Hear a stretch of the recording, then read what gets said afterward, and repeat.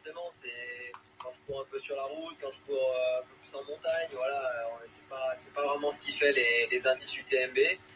Donc voilà, donc bon, bah, c'est 866, ouais. C'est vrai que ça fait 1 an et demi. En plus, j'ai très peu couru en trail suite à un petit souci de la cheville. Je suis un peu plus resté sur la route, sur des terrains stables. Donc il a même dû baisser un petit peu, ça se trouve, ces derniers temps. Ouais. Et si finalement, à cause de ta cheville, tu aurais pu continuer, est-ce que tu penses que tu aurais pu encore plus performer? On sait que tu es vraiment un gros challenger, sur toute distance d'ailleurs, c'est ça qui est intéressant avec toi. Et du coup, quels sont tes objectifs finalement? Et ben là, les objectifs, bah oui, ils étaient passés un peu plus sur la route et cross, quoi. Donc oui, je pense que si j'avais ces 2 dernières années, j'étais plus resté sur le trail. Bah, vu ce que j'ai fait sur la route depuis 1 an et demi, là, j'ai progressé, j'ai envie de dire. J'ai battu tous mes records. Donc je pense que j'aurais pu aller encore plus loin en trail, ça c'est clair. Mais voilà, après, il faut jouer avec les pépins. J'ai plus de 40 balais, hein, pour pas dire bientôt 45 même. Donc bah, on s'adapte. Et c'est vrai que ça m'a fait revenir un peu sur la route. Ça m'a fait travailler bah, des vrais prépas, parce que j'en ai eu fait un petit peu de la route, mais sans jamais le préparer. Donc là, le fait de le préparer spécifiquement, bah, c'est sûr que oui, j'ai progressé. Donc je pense que j'aurais progressé aussi en trail. C'est vrai qu'on je me bonifie. Tant mieux, on fait durer le plaisir, la performance, parce que j'aime ça en fait. Hein. Donc j'essaie de rester performant, et quelles que soient bah, finalement les distances que je cours, et même si j'ai dû changer mes plans. Ah, du coup, là, au niveau santé, maintenant, ce problème de cheville est résolu. Du coup, comment tu vois les choses? Alors ça va mieux depuis très peu de temps en fait, depuis le mois de mars, ça commence vraiment à aller mieux la cheville. Après, pour l'instant, je me sens encore pas trop capable d'aller en trail. Alors pour la bonne et simple raison, c'est que j'ai tellement galéré depuis 1 an et demi à avoir une cheville super fragile, que je me suis refait des entorses dessus, que le moindre rien, le moindre caillou, bah, ça partait. Et je dois dire que maintenant ça va mieux, mais j'ai des grosses appréhensions en fait. Depuis 1 an et demi, je me suis collé des appréhensions en descente, et pour l'instant, je me sens pas capable de descendre vite, quoi. Retourner dans les chemins sur du plat, dans le montée, ça me dérange pas, mais vraiment une descente un peu technique avec des cailloux, c'est plus de l'appréhension maintenant qu'un problème de douleur. Et ça passe pas comme ça en fait. Hein. C'est le cerveau, une fois qu'il a mémorisé quelque chose, c'est dur de revenir en arrière. Donc je vais prendre le temps, mais ouais, j'aimerais bien refaire un petit retour en trail quand même. Ouais. Bah, du coup, tu as quand même aussi un palmarès assez impressionnant entre elles. Quand on regarde, hormis justement la dernière Saint-Élion, finalement, sur laquelle tu n'as pas pu terminer, tu l'as quand même gagné 2 fois. Tu as de beaux palmarès sur d'autres terrains. Donc, franchement, oui, on a envie de te revoir, voilà, truster les podiums un peu là-bas. Donc, c'est forcément. Est-ce que c'est un objectif pour toi? C'est trop tôt maintenant, la Saint-Élion 2025? Bah, je sais pas encore. Je me dis jusqu'à cet été, oui, je vais rester sur du pas trop cassant. Après, voilà, selon comment les choses évoluent, comment je me sens moi dans les chemins, parce que je dis pour l'instant Ouais. c'est même plus d'appréhension là. Depuis un mois et demi que ça va mieux. Mais voilà, c'est encore un peu tôt pour le décider. Je ne sais pas encore ce que je ferai à l'automne prochain. Okay. Mais ouais, bien sûr que ça me titille. Et puis, c'est ce qui m'animait en fait, c'est d'être en cross l'hiver, de faire un peu de montagne, de faire du trail, d'avoir une saison où j'étais sur 4 disciplines différentes, parce que les prépas sont pas les mêmes. Là, je cache pas que j'ai fait pas mal de routes. J'ai un peu envie de changer, mais maintenant, là, je suis content. Là, je vais faire mon SMI dimanche prochain, là, que j'ai préparé, le SMI de Nice. Et je suis quand même content que ça touche à sa fin, parce que ouais, la route, ça va un moment, mais tu vois, je me force à aller courir sur la route alors que j'habite au milieu des chemins. Ouais. Et c'est un peu frustrant pour moi. Et voilà, et puis ça reste, c'est vrai que c'est un peu plus monotone, quoi, la route, hein, c'est flat, hein, voilà, on court à plat, on court au chrono, sur des allures, en trail, on se pose pas les mêmes questions. Donc faire du trail toute l'année, c'est pas mon style non plus, j'ai envie de dire, mais faire de la route un peu plus une grosse partie de l'année, il y a un moment donné aussi, j'ai envie de passer à autre chose. Et est-ce que fini avec le SMI et j'ai peut-être allé faire les 15 km du Puy dans la foulée, histoire de vraiment terminer le cycle route. Et après, je vais déjà au moins repartir sur la montagne déjà, puisqu'il y a une sélection en montée sèche là, au mois de juillet. D'accord. Ouais, j'ai encore du monde. Ouais. Et là, en montée sèche, je sais que voilà, j'ai pas d'appréhension. Ouais, ça va tenir. Ouais, et parce que c'est vrai que même sans appréhension, c'est vrai qu'il y a eu un passage vraiment le printemps dernier, été dernier, où même courir en montée était compliqué parce que j'avais vraiment une douleur quand je pliais de pied, quand j'étais vraiment avec le pied plié, avec que les appuis pointe de pied. D'accord. Et au niveau du coup du pied, ça me faisait quand même mal. Et même en montée, j'avais du mal aussi à courir en montée. Là, maintenant, ça s'est résolu. J'ai plus de problème pour courir en montée. Donc, ouais, je vais au moins partir déjà là-dessus, histoire de remettre un pied déjà dans les chemins et puis dans du dénivelé, quoi. Parce que c'est vrai que j'en ai fait très peu depuis un an et demi. Ouais. Ouais. Et du coup, justement, tu parlais du semi de Nice. J'imagine que tu as un objectif, te connaissant? Ouais, bien sûr. L'objectif, c'est de faire ce que je vais faire au mois de janvier avec le 10 km. Aller battre mon record. Alors, ça sera pas trop difficile sur SMI parce que j'ai pas vraiment de chrono. Peut-être en 1h15 quelque chose il y a 25 ans de ça. Mais essayer d'aller accrocher le record de France Master 2 qui est détenu par Loïc Letellier, qui le détenait aussi déjà sur le 10 km. Ouais. Donc ça va être courir en... je vais partir sur les bases de moins pour faire moins d'1h5:40 puisque c'est 1h5:40 et quelques secondes. D'accord. Donc je vais essayer de partir sur à peu près ces bases-là, sur les bases d'environ 1h05 environ, quoi. Donc ça nous fait quoi en allure? Ça fait quoi du 3,5 3 kg, voilà, 3,7 c'est sur les bases du record, 3,5 ça sera un peu en dessous. Ouais. Je vais partir, je pense, à peu près sur 3,5. Je vais quand même prendre des risques, j'ai envie de dire. Si ça passe, ça passe. Si ça passe pas, tant pis. Ouais. Peut-être qu'on retentera plus tard. Okay. Mais voilà, donc ça sera à peu près sur ces eaux-là, entre 3,5 et 3,7 au kilo. Ouais. Et donc ça, c'est dimanche prochain, c'est ça? Ça, c'est dimanche qui arrive. Ouais. D'accord, ok. Ouais, et justement, quand on imagine la routine d'avant-course chez Manu Messa, c'est quoi la routine un peu 15 jours avant justement la course? Écoute, il y a encore une ou deux bonnes séances, 15 jours. J'ai quand même fait j'avais une grosse séance de, je sais plus, 13-14 km de tempo allure SMI il y a 15 jours. Ouais. J'étais un peu malade la semaine dernière. Là, j'ai dû faire sauter une ou deux séances parce que j'ai chopé un virus. Rien de bien méchant, mais ça m'a quand même mis un peu à plat. Et là, je m'en suis recollé une samedi, je sais plus combien j'ai fait, 1000, 3000, 5000, 2000, 1000. Ouais. Déjà, d'accord. Ouais. Je voulais aller léger un peu plus au départ parce que j'étais censé avoir fait encore une ou deux séances de plus la semaine dernière. Et comme la semaine dernière, j'ai quand même fait sauter en 2 entraînements, et je l'ai collé. Je dis, on verra. Elle n'était pas facile parce que je venais d'arriver à la montagne. Là, je suis à la plaine cette semaine. D'accord. Donc, je suis arrivé vendredi dans la nuit. Le samedi matin, aller coller une séance comme ça à 1900 mètres d'altitude parce que j'ai pas voulu redescendre dans la vallée, prendre la voiture. Bon, elle piquait un peu, les sensations n'étaient pas top, mais bon, je sais à quoi c'est dû quand même malgré tout. Bon, je l'ai faite quand même, c'était un peu l'essentiel. Donc voilà, et c'est vraiment, après voilà, cette semaine, je vais commencer à léger. Tu vois, j'ai fait une petite VMA ce matin, mais hier j'avais fait repos, tu vois, déjà. Et puis voilà, maintenant ça va être assez light mercredi, jeudi, je remettrai un repos vendredi. Donc généralement la dernière semaine, j'ai 2 jours de repos déjà au total. Et puis je commence à alléger en volume déjà, et puis en intensité, j'ai 2 petites intensités, mais une petite VMA, et puis un peu plus typée seuil.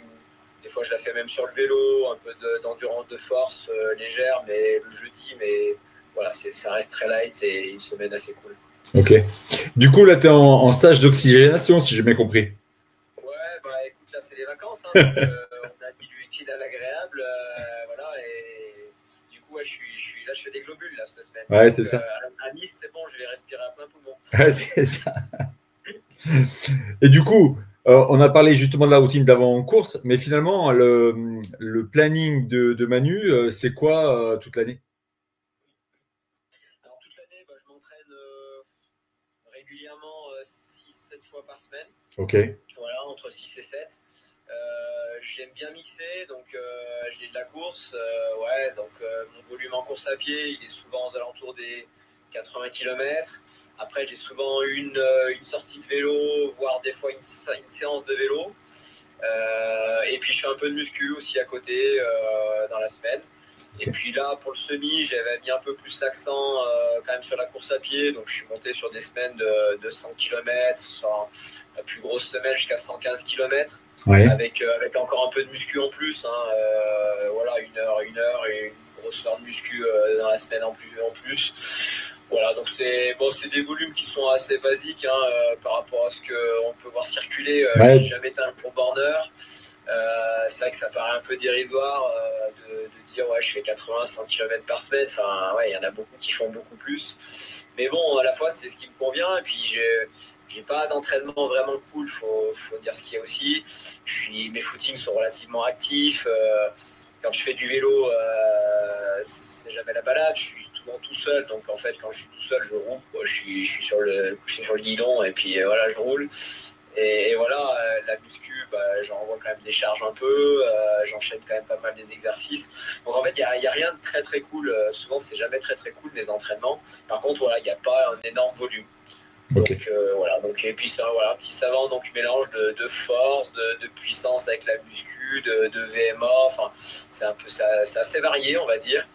Et bon, je pense que c'est le cocktail qui me réussit bien. Enfin, mes résultats, je pense que ça va à peu près. Ouais, ça a l'air de fonctionner. D'ailleurs, il y a une question sur le chat qui est tombée, qui demande, Manu, toi qui as gagné la Saint-Élion, comment faut faire? La Saint-Élion, c'était un peu le même style. Je faisais.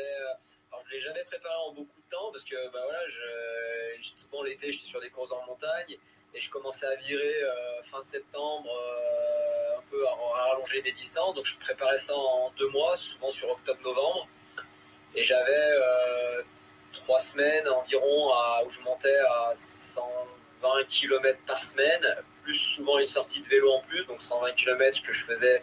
Des fois, je le faisais même en 5 jours, les 120 km, que je me prenais un jour de repos quand même dans la semaine. D'accord. Donc, sur 6 entraînements, j'arrivais à monter à 120 bornes et plus une sortie de vélo. Donc, voilà. Et puis, c'était un peu le même style. Je gardais un peu mes habitudes en milieu de semaine avec une VMA, quelques footings. J'ai allongé un footing quand même en milieu de semaine, puis je remontais un footing à 2 heures en milieu de semaine. Et puis souvent le week-end, je faisais une sortie longue. Donc c'est vrai que pendant 1 mois et demi, 2 mois, j'avais une sortie longue tous les week-ends par contre, pour essayer de compenser. C'était pas une fois tous les 15 jours, c'était quasiment tous les week-ends. Et les sorties longues, c'est pareil, c'était pas. Il n'y avait rien d'amusant, c'était 3h, 3h30, quasiment sur des allures courses de Saint-Élion à 4,20, 4,30 au kilo. Donc, le footing qui impacte. Voilà. Ouais. Mais comme j'avais peu de temps, j'avais toujours 3-4 footings assez costauds jusqu'à 2 semaines de l'événement. Mais ouais, c'était du footing amélioré, quoi. Ouais, j'imagine que finalement, tu prépares ça sur un laps de temps qui est assez court par rapport à ce qu'on voit parfois.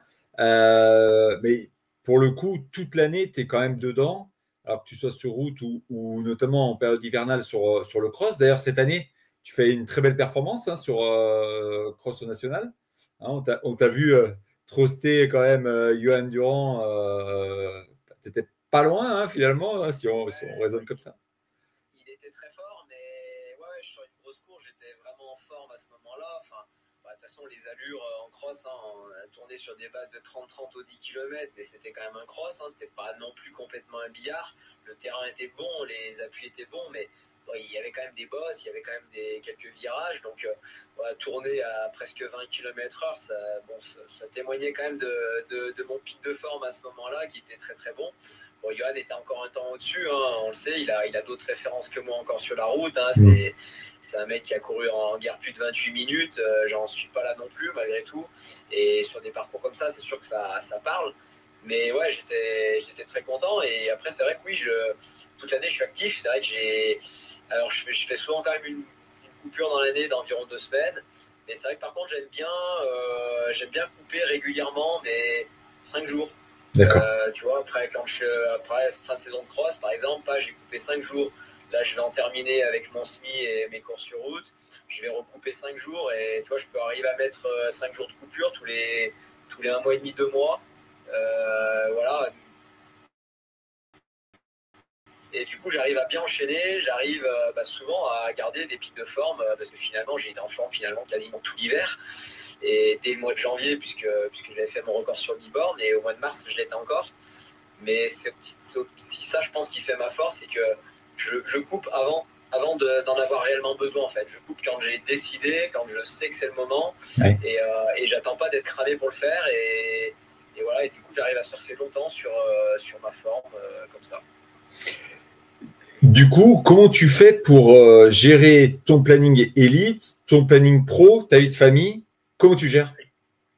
Eh ben, je le gère. Alors, on dit souvent, je t'en avais parlé un petit peu l'autre jour, mais on dit souvent qu'on a du temps pour ce qu'on veut. Donc, on trouve toujours moyen de se dégager du temps. Après, c'est sûr que oui, j'ai un job à temps complet. En plus, je suis indépendant maintenant depuis 2 ans, donc je bosse pour moi. Donc, c'est bien, hein, j'ai l'impression de moins bosser dans le vide, mais finalement, c'est aussi motivant de bosser encore plus, finalement. Donc je bosse quand même pas mal. L'avantage, c'est que je gère un petit peu mieux malgré tout mon emploi du temps, malgré tout comme je le souhaite, même si je fais pas mal d'heures. Et voilà, et puis après avec la vie de famille, c'est un peu du Tetris, hein, entre ma femme qui gère les filles le matin, moi qui les gère plus à partir de 4h30 quand je vais les récupérer à l'école. Voilà, donc ouais, c'est toute une organisation, mais en fait, avant d'avoir des enfants, je disais au premier enfant, je dis ça va être compliqué. Finalement, ça se passe, on arrive quand même à garder son entraînement. Au deuxième, on se dit voilà, ça va être fini, ça va être plus que compliqué. Et puis voilà, et puis finalement, maintenant, ça devient presque un peu plus facile parce que mes filles commencent à grandir et c'est vrai que c'est quand même plus facile, ne serait-ce que voilà, de les laisser à la maison à 10 ans pendant 1 heure pour aller faire un footing. Elles savent téléphoner, elles savent m'appeler, je pars avec mon téléphone. Et voilà, c'est des choses que je ne pouvais pas faire avant. Même 1 heure, je n'allais pas partir de la maison. Ouais. Donc, je faisais plus de home trainer. Hein. J'ai eu une période plus de home trainer quand mes filles étaient vraiment petites. C'est vrai que j'avais pas mal sorti de course à pied qui se transformait en home trainer parce que je ne pouvais pas partir de la maison. Ouais. Donc, là, on revient dans quelque chose d'un peu plus facile. Elles sont plus autonomes. Voilà. Alors, j'ai une question aussi qui me vient pour ceux qui sont notamment fascinés d'ultra trail, mais qui n'ont jamais fait plus de 10 bornes. Comment on bascule du court au long, toi qui pourrais t'apparenter à être un coureur hybride finalement? Je pense qu'il y a quand même des facultés un petit peu intrinsèques, que ça marche peut-être pas sur tout le monde. Hein. Encore une fois, c'est comme moi, mon entraînement qui finalement est peu volumineux, où je m'entraîne à peine des fois 10 heures par semaine. Et les gens, ils se demandent comment j'ai ces résultats-là en faisant 10 heures. Je pense que j'ai des capacités. À la fois, si je faisais peut-être 15 heures régulièrement par semaine, peut-être ça passerait pas. Peut-être que je me blesserais aussi plus. Et là, au niveau du long, je ne me suis pas posé quand même vraiment 50 fois la question comment j'allais faire, si ce n'est quand même qu'il a fallu que je fasse des adaptations, notamment sur le plan alimentaire surtout, pour passer sur des efforts longs, parce que j'avais une lipolyse déplorable avant. Donc je m'épuisais très vite, donc je passais sur 2 heures, 2 heures et demie, puis après je m'écroulais. D'accord. J'ai fait des adaptations avec la chrononutrition qui m'ont beaucoup apporté pour gérer et puis pour être plus économe, en fait, tout simplement au niveau des consommations énergétiques, de travailler avec la filière lipidique, chose que je ne savais pas faire avant, en fait, tout simplement parce que j'étais à fond dans le glucidique. Donc voilà, donc ça m'a beaucoup apporté parce que je dirais qu'à l'entraînement, mes premières Saint-Élion où je me suis cassé les dents, hein, tout simplement, hein, mon entraînement lui-même n'était pas si différent que ça. C'était plus mon côté, en fait, ce qu'on ne voit pas, la face cachée, au niveau alimentaire, que j'ai beaucoup changé, que j'ai énormément changé, qui m'a beaucoup apporté sur ce plan-là. Donc voilà, donc il y a, pour ceux qui font vraiment du court, il y a un moment donné, c'est sûr qu'il va falloir passer des séances longues, il va falloir passer des footings longs, mettre peut-être un peu plus de volume. Mais après, il y a aussi la gestion des filières énergétiques qui est aussi très très intéressante. Après, quand on passe sur des efforts au-delà de 3 heures, quoi, surtout, Oui.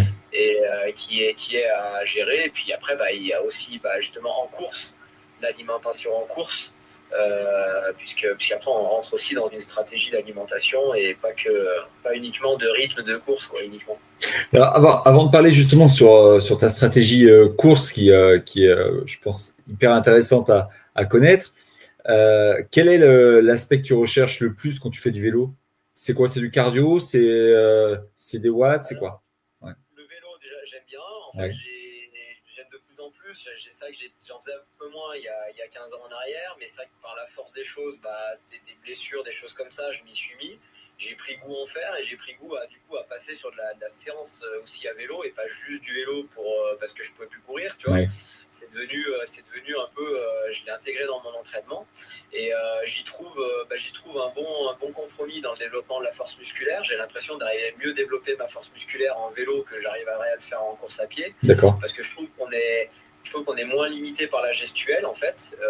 Du coup, on va pas monter très très haut en cardio, mais j'ai l'impression de pouvoir pousser beaucoup plus finalement sur les quadriceps. Donc voilà, donc il y a cet aspect force musculaire, je trouve, qui est hyper intéressant en vélo. Après, il peut y avoir le côté pouvoir rajouter du volume. Alors ça, je dirais que ce serait peut-être encore plus valable pour quelqu'un qui peut doubler ses entraînements, chose que moi je fais autrement dit jamais, peut-être 2-3 fois dans l'année, je vais doubler un jour comme ça. Mais ça peut être intéressant après pour apporter du volume sans le faire en course à pied, voilà, pour les chocs musculaires. Ouais. Et puis après, parce que j'aime bien varier en fait. Et c'est vrai que l'hiver, c'est que j'en fais un peu moins, même si je fais un peu du home trainer. Mais c'est vrai que là, l'été, là, il y a eu quelques belles journées. Tu vois, j'ai commencé à ressortir un peu plus le vélo. Et c'est vrai que c'est sympa, quoi, aussi. Hein, ça change. Ouais, complètement. Ouais, je cassais toujours ce côté, ce monotonie de l'entraînement en faisant des choses différentes. Ah ouais, mais je te rejoins complètement hein, là-dessus. C'est vrai que voilà, sortir de la monotonie, tu parlais de la route tout à l'heure, ou justement des plans route trop longtemps, sauf pour des gens qui font que de la route, mais quand on a goûté à d'autres pistes, ne serait-ce qu'effectivement le sentier, tu as envie effectivement de varier et les paysages et les plaisirs. Donc ça, c'est vraiment ultra important à mon sens. Et tu le dis bien, qu'effectivement, tu as besoin de ça, encore plus quand on est un petit peu dans des coins un peu proches de la montagne, ou alors, oui, on peut appeler ça la montagne, mais voilà, c'est vraiment sympa. Ouais. J'habite dans le Pilat et c'est vrai que ce soit pour courir ou pour faire du vélo, il y a vraiment de quoi se faire plaisir. C'est sûr que je serai en plaine. Je ne me cache pas que le vélo, ça me ferait peut-être moins envie. Et en même temps, la course à pied, je trouverais ça peut-être monotone. Bon, en même temps, peut-être quand tu débutes sur du plat tout le temps, tu t'en rends moins compte aussi. Hein, mais j'ai toujours été un peu dans les montagnes. J'ai toujours habité, tu vois, un peu à la campagne et toujours en Ardèche ou dans la Loire, les Monts du Lyonnais, des choses comme ça. Donc à chaque fois, j'avais le terrain de jeu qui allait. Et c'est vrai que maintenant, j'aime varier les sports. Et c'est sûr que j'aimerais pas rouler non plus sur du plat toute l'année. C'est pareil. Il faut que ce soit varié. Ouais. Ouais. On parlait juste avant de ta partie justement alimentation. Sur la partie stratégie de course, est-ce que déjà tu as une assistance, j'imagine, en tant qu'élite? Comment tu la structures et quelle stratégie tu mets en place? Alors j'imagine que toutes les stratégies sont un petit peu différentes en fonction des courses, mais globalement, quelle est la routine aussi à côté de ces stratégies que tu mets en place tout le temps? La routine, c'est déjà toujours d'essayer de voir à peu près les ravitaillements possibles avec une aide extérieure, parce que tout n'est pas possible. Peut-être même d'ailleurs de moins en moins. Hein. Là, les courses, maintenant, ils essaient de limiter quand même les assistances sur pas mal de courses pour éviter que ça fasse trop de monde, des choses comme ça. Mais voilà, déjà, ça va être déjà repérer où est-ce que je peux me faire assister. Essayer d'avoir le calcul de tous les combien de temps, justement, je vais avoir cette assistance-là pour savoir, en fait, avec quoi je pars à chaque fois entre deux ravitaux. Et on va pas se le mentir, hein, l'élite, il recherche tout, hein, la moindre seconde est bonne à prendre. Donc, si je peux partir avec 20 ou 30 centilitres d'eau en moins, je le ferai parce que ce sera toujours 200-300 grammes de gagné. Pareil avec tout ce qui est nutrition, l'énergétique, les gels, les purées, les choses comme ça. Et on va prendre le minimum. Alors, on a toujours une petite batterie de secours quand même, hein, justement, au cas où on perd quelque chose en courant, ce qui peut arriver, hein, ce qui arrive. Mais voilà, donc c'est toujours essayer d'optimiser au maximum ce qu'on va emporter sur soi pour optimiser le poids. Donc voilà, donc ça c'est le truc qu'on regarde déjà en amont.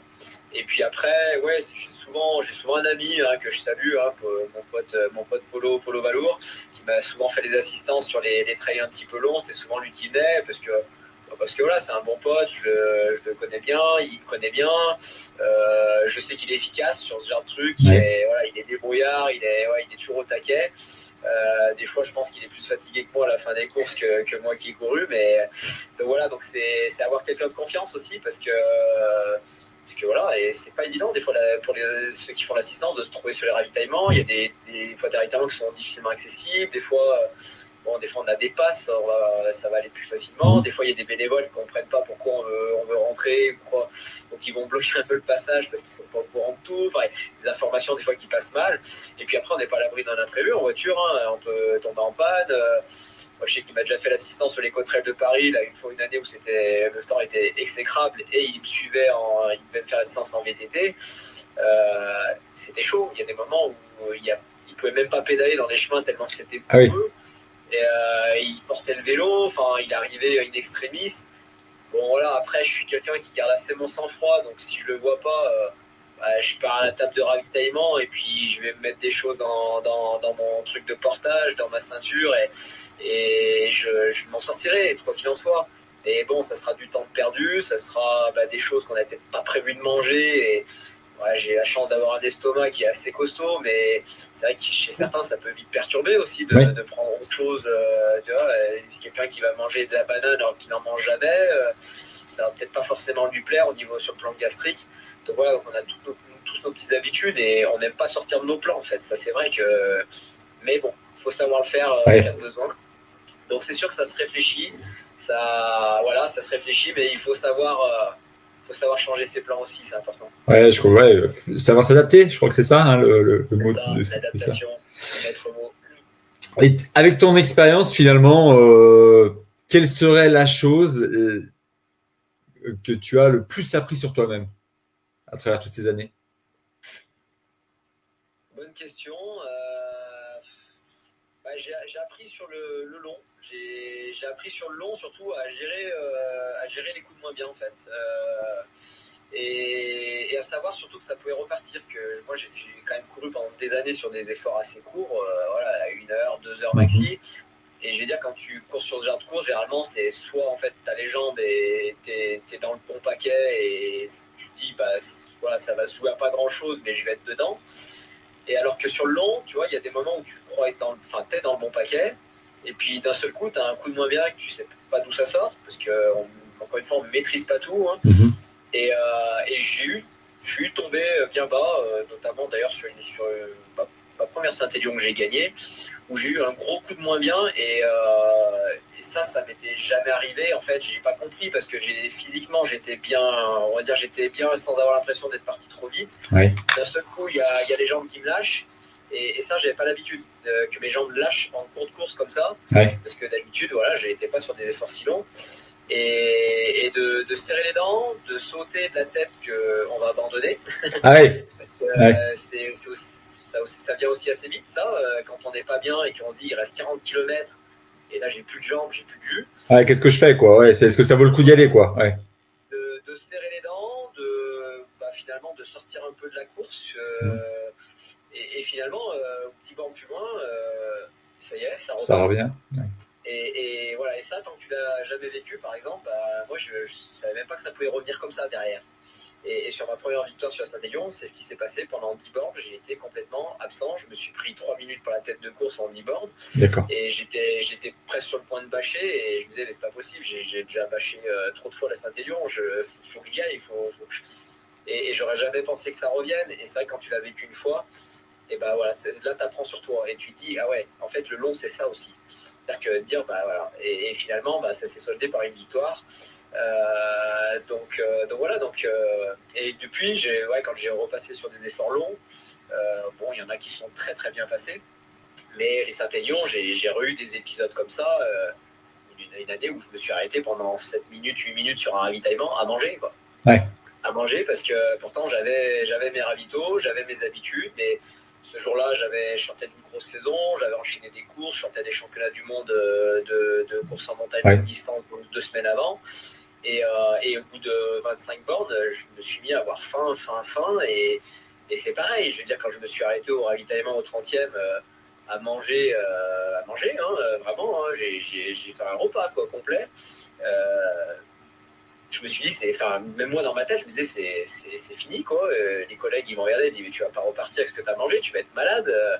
Je suis reparti, et puis, bon, je l'ai pas gagné cette fois-là, mais j'ai fini quand même 2e, et je suis ressorti nulle part, quoi. D'accord. C'est vrai que cette fois-là, je pense que, tu vois, au 30e, 50e kilomètre, c'est pareil, si j'avais pas eu ces coups de moins bien il y a quelques années en arrière, ces expériences-là, bah, je me tais le clignotant en me disant bah, t'en as trop fait dans la saison, c'est la fin de l'année, bah, c'est pas passé, c'était la course de trop. Je me serais moins posé de questions. Et là, bah, on peut, sans trop réfléchir, bah, c'est pas grave, je mange, je m'arrête 7 minutes et puis je repars. Ça va revenir, quoi. Ouais, c'est ça. Et c'est revenu super bien un peu plus tard, mais c'est revenu, j'ai vraiment fini très fort cette fois-là. Et c'est vrai que j'ai ramassé tout le monde. Et voilà, donc voilà, y a ces petites anecdotes, ces petites tranches de vie en course là que tu gardes en mémoire. Et voilà, et c'est vrai que là, t'apprends sur toi et t'apprends à gérer ce truc. C'est vrai que c'est toujours des choses que j'avais pas connues avant. Est-ce que tu dirais que, comme Sévréchon, que finalement, c'est ton mental souvent qui t'aide à aller plus loin? Bien sûr, ouais, bien sûr. Bah, dans ces moments-là, oui, c'est le mental. Sur des courses longues comme ça, c'est le mental qui te tient. À un moment donné, c'est le mental, c'est se remémorer ce que tu as fait à l'entraînement. Des fois où tu te dis, j'ai quand même fait 2 mois de prépa, alors même si ça peut paraître pas beaucoup pour certains, mais moi, quand je fais une prépa, ça me coûte un peu. Je veux dire, les week-ends, bah, tu pars une sortie de 3h30. Bah, pareil, quand tu as les enfants à la maison, tu vois, au lieu de partir 1 heure, bah, tu pars 3h30, c'est une demi-journée, quoi. Donc, c'est quand même des investissements. Et voilà, donc sur ce genre de course, ça peut compter. Et après, quand c'est des courses plus courtes, c'est des efforts différents. On va dire que les questions, elles sont pas les mêmes, mais c'est le mental aussi. Je veux dire, moi, quand je suis avec un dossard, je suis un mort de faim, en fait. Il faut pas m'accrocher à un dossard, en fait. Je suis beaucoup plus fort en compétition qu'à l'entraînement. Il y a des gens, je les fais rigoler à l'entraînement, mais quand je suis avec un dossard, je suis plus le même. De toute façon, j'entends pas grand monde sur les courses. Et des fois, autant encourager. Ah ouais, tu te mets dans ta bulle, ta bloc, quoi. Ouais, j'arrive à reconnaître des voix, mais que je vois même pas les gens, en fait. Même quand c'est des proches, hein, des gens que je connais très bien. Donc voilà, il y a ce côté-là. Je pense que j'ai ça en moi aussi, c'est ce côté dossard compétition. Je fais un petit clin d'œil à Nico Martin qui dit toujours, lui, qui peut s'entraîner beaucoup sans faire de compète. Et parce que voilà, il a une autre vision des choses, même si ça a été un très bon compétiteur, on ne va pas le nier. Mais et ben moi, je ne vais pas cacher l'inverse, c'est que si je m'entraîne fort, c'est pour faire de la compète derrière. Tu vois, je pense que si je faisais plus de compète, bah, je m'entraînerais, mais peut-être de façon décousue ou moins constante, on va dire. Mais là, moi, j'adore la compète et j'aime ça, quoi, ça m'anime. Tu as toujours eu ça en toi? Tu as toujours fait de la course à pied, Manu? Alors, j'ai attaqué à 14 ans la course à pied, donc tôt et pas si tôt que ça finalement. Ouais. J'avais jamais fait de sport avant, si ce n'est que mes activités, on va dire, quand j'étais gamin, bah, ça restait quand même des activités outdoor. On faisait un peu de vélo, on jouait au foot, on faisait du tennis. Enfin, ouais, j'étais à la campagne, hein, j'étais un gamin de la campagne. Donc ça a toujours été un petit peu comme ça. Mais vraiment en club, j'ai fait que un sport quasiment, la course à pied. J'ai touché une saison de duathlon avec mon ami Benjamin Choqueur une année. Mais bon, c'était un peu compliqué de faire les deux parce que j'avais gardé, quoi qu'il en soit, la course à pied. Bon, ça commence à se cumuler les compètes, ça devenait un peu difficile. Mais vraiment en compète, on va dire, voilà, j'ai fait vraiment que la course à pied. J'ai fait que la course à pied. Mais cet esprit de compétition, non, je pense que les 3-4 premières années, ça allait. J'aurais pu me détacher assez facilement. Et puis après, c'est la progression, le niveau qui a augmenté. C'est là que je me suis pris au jeu, en fait, de m'entraîner un peu plus, de m'entraîner plus sérieusement. Et après, ce qui m'a retourné le cerveau, je pense, c'est la première sélection en équipe de France. Quand j'étais gamin, j'étais junior. Et ça, c'est un peu le déclic, tu vois. C'est qui ne rêve pas à 19 ans de porter une tenue de l'équipe de France. C'est un rêve. Enfin, c'est un rêve que je ne pensais pas accessible en plus, quand j'ai attaqué la course à pied. Et par contre, tu vois, derrière, ça m'a vraiment mis le pied à l'étrier dans le haut niveau. Et ça, quand tu y as goûté une fois, bah, tu as envie d'y regoûter, tout simplement. Ouais. Donc, tu t'accroches, tu as les petites années espoir qui sont un peu difficiles des fois à faire la transition. Et puisque nous, mon course en montagne à l'époque, il n'y avait pas de sélection d'espoir, c'était les juniors seniors direct.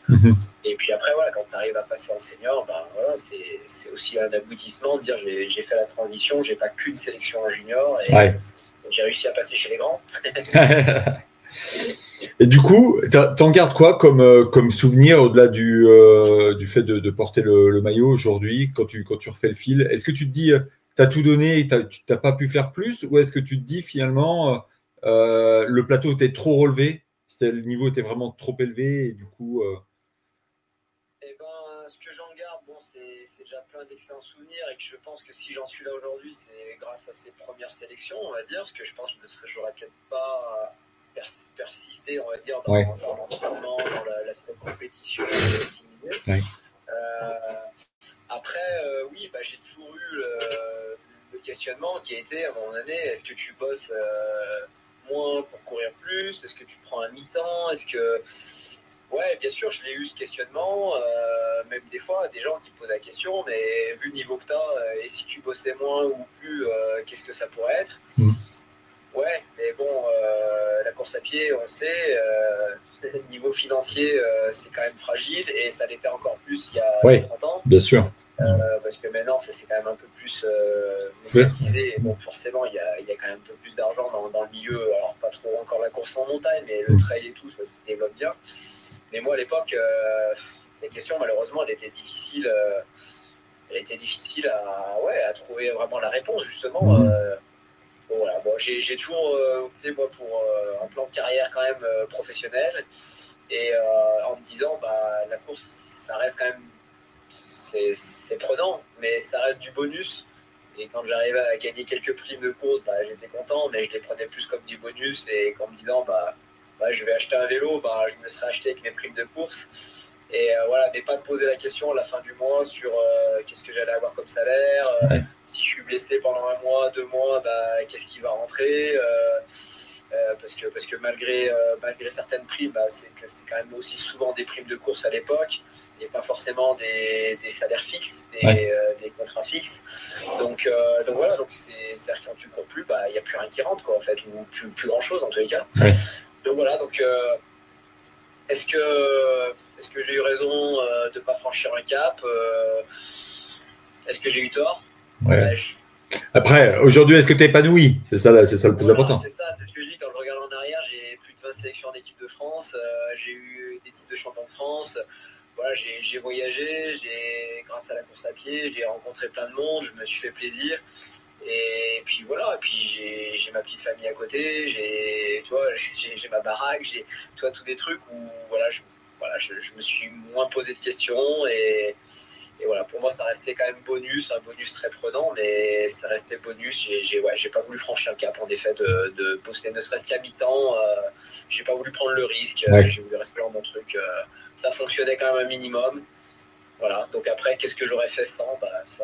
Oui, et puis, comme tu dis, c'était aussi une autre époque, donc forcément, il n'y a pas les sommes qu'on voit aujourd'hui. Oui, je pense que maintenant, sûr que il y a des contrats qui sont plus faciles, il y a quand même plus d'argent, donc c'est quand même plus facile d'avoir au moins une partie de fixe, parce que c'est vrai que quand tu es vraiment qu'à la prime de course, bien sûr, comme je dis, quand tu te blesses, voilà, si maintenant tu as un sponsor qui te dit je te donne 7 000, 8 000, 10 000 euros en fixe, déjà, tu vois, tous les mois, tu as quelque chose. Dans l'année, tu vas pas être blessé normalement une année complète. Toi, si tu arrives à ramener quelques primes de course à gauche, à droite, je dis pas que tu vas rouler sur l'or, mais tu vois, tu vas te sortir finalement un petit salaire.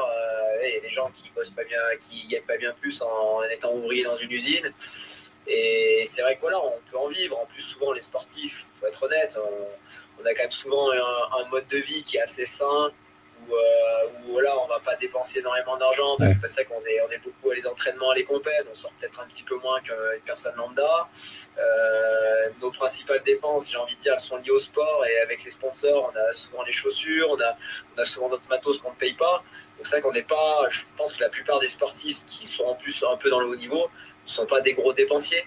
Donc on peut s'en sortir avec l'équivalent d'un SMIC et vivre de sa passion. Alors ça sera peut-être que du vécu provisoire, on n'assure pas forcément nos arrières, on est d'accord. Mais bon, voilà, pourquoi pas. Il y a des gens qui ont vécu quelques années avec juste des petits contrats, sans mettre forcément de l'argent de côté, mais juste au moins ils assouvissaient leur passion à fond, à 100%.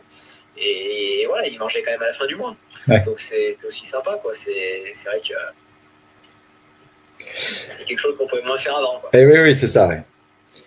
Si finalement tu avais un jeune trailer que tu dois croiser assez régulièrement quand tu encadres, finalement, quel secret tu lui donnerais au-delà du travail et de l'abnégation pour atteindre le haut niveau?